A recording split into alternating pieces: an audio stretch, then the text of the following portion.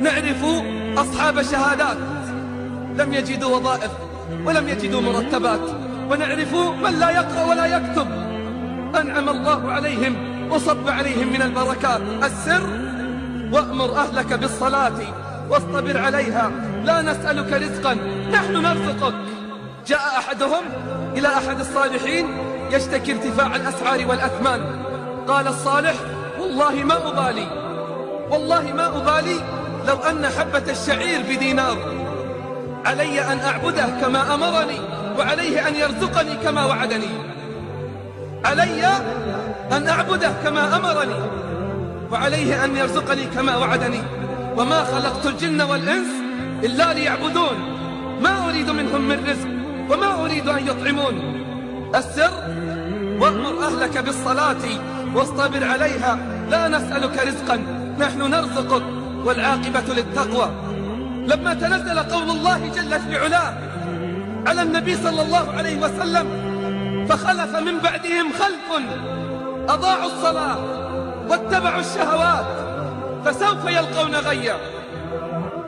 يقول النبي صلى الله عليه وسلم باكيا، يقول: يا جبريل تضيع أمتي الصلاة، يا جبريل تضيع أمتي الصلاة.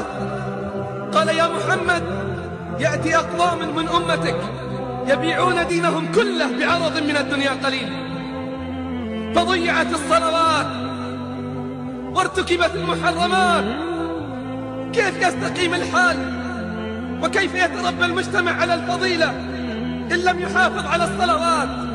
أليست الصلاة هي التي تنهانا عن الفواحش والمنكرات؟ أليست الصلاة هي التي تنهانا عن الفواحش والمنكرات؟ يكفينا أمرا ربانيا واحدا حتى نعلم عظم قدر الصلاة عند الله. أما يكفيك أن الله افترضها فوق السماوات؟ أما يكفيك أن تعلم من قدر الصلاة وعظم شأنها عند الله أنها فرضت فوق 7 سماوات وهو بالأفق الأعلى؟ ادنا فتدلى فكان قاب قوسين أو أدنى فأوحى إلى عبده ما أوحى. أمره ب50 صلاة فلا زال يخفف عنا حتى جعلت 5 صلوات بأجر 50، 5 صلوات بأجر 50. الصلاة نور، كيف تستطيع أن تسير في الظلمات؟